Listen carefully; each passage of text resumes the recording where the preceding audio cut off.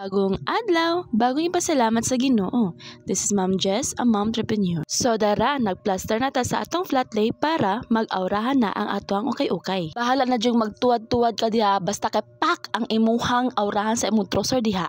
Plaster dayon ng mga gaway-gaway para pak. Oh, tan-awa ra gud na oh. Hala girl, tarong yung plaster diha kay aron mahalinan ka. Picturean dayon hantod sa makuyang color. Brunch time dayon with bugnaw nga coke. Alami uy. Pagkahuman, time na sad na sundo ng amuang amo. Basta wala lang joy klase si Banabels, aw, complete family joy magsundo. Padulong na mi karon sa iyang classroom utan awara gud unsa ka papahon ni isa.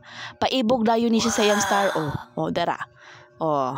Pagkahuman ani, request din siya fishball. O unang kagat hulog agad. Pwede pa na wala pa 5 minutes charot. Namalit dayon mi og bread kay murag gutom jug sigig tuwad-tuwad ay parisan dayon og bugnaw na kape. Pagkahuman nilaag dayon mi sa New City Hall. Nangita mi og kapanihaponan diha hantod sa nakita mi og pula nga nagkulob. O dara kalami man ani uy. So mga onta guys. Advance Merry Christmas everyone. Enjoy.